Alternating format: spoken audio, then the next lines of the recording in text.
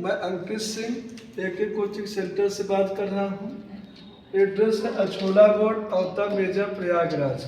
आज हम लोग बच्चों को प्रकाश के बारे में बताएंगे कि प्रकाश क्या है। बच्चे हमारे आज खुद बताएंगे, उनको परिभाषित करेंगे। तो चलते हैं हम। सबसे पहले हम चलते हैं प्रकाश पूछने के लिए। सबसे पहले आप खड़े हो जाइए, आप अपना नाम बताइए सभी को। माय नेम इज अनुज तिवारी।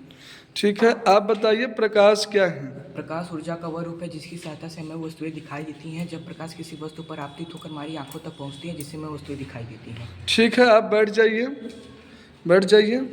और बच्चों से हम पूछते हैं और प्रकाश का गुण हम पूछते हैं। चलिए आप खड़े हो जाइए, आप अपना नाम बता दीजिए। अंश यादव।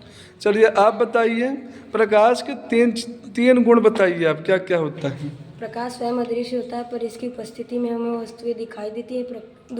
दूसरा, प्रकाश साधारणतः सरल रेखा में गमन करता है। प्रकाश के संचरण हेतु किसी भी माध्यम की आवश्यकता नहीं होती। ठीक है, आप भी बैठ जाइए। और बच्चों से हम पूछते हैं और यहाँ पे कुछ हम दर्पण भी पूछते हैं। चलो तुम खड़ी हो जाओ, बताओ दर्पण किसे कहते हैं, दर्पण क्या है। यदि किसी चिकने पारदर्शी माध्यम तल के एक फीट पर कलई अथवा ललक साइड का लेप कर दिया जाए तो दूसरे फीट को परावर्तक फीट बना दिया जाए तो यह निकाय दर्पण कहलाता है। ठीक है, आप बैठ जाइए। चलिए आप खड़े हो जाइए, आप भी बताइए दर्पण के प्रकार कितने होते हैं। दर्पण दो प्रकार के होते हैं। कौन कौन सा होता है। समतल दर्पण, गोलीय दर्पण। बहुत अच्छा, आप बैठ जाइए। चलिए नेक्स्ट, आप अपना नाम बताइए, क्या नाम है। My name is Pritipal. चलिए आप बताइए समतल दर्पण किसे कहते हैं। समतल दर्पण ऐसा दर्पण जिनका परावर्तक पृष्ठ समतल होता है, समतल दर्पण कहलाता है। ठीक है, बैठ जाइए। चलिए नेक्स्ट, इन तीनों में से आप खड़े हो जाइए।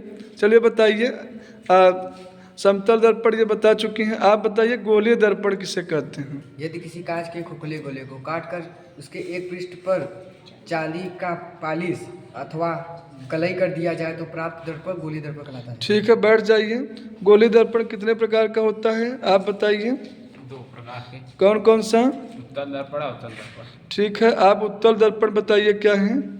वह गोलीय दर्पण जिसका परावर्तन पृष्ठ बाहर की ओर उभरा होता है, अर्थात उभरे हुए पृष्ठ को उत्तल दर्पण कहते हैं। ठीक है, बैठ जाइए, आप खड़े हो जाइए। आप बताइए अवतल दर्पण किसे कहते हैं। वह गोलीय दर्पण जिसका परावर्तक पृष्ठ अंदर की ओर धंसा होता है, अवतल दर्पण कहलाता है। ठीक है, आप बैठ जाइए। यहाँ पे हमारे बच्चों ने प्रकाश बताया क्या है, दर्पण बताया क्या है। अब हम जब अगला वीडियो लेके आएंगे तो हम आपको अपने बच्चों से यहाँ पे 6 स्थिति, अवतल दर्पण में जो 6 केस होता है उसकी चर्चा करेंगे और उत्तल दर्पण में जो 2 केस होते हैं उसकी चर्चा करेंगे। तब तक के लिए सभी को धन्यवाद।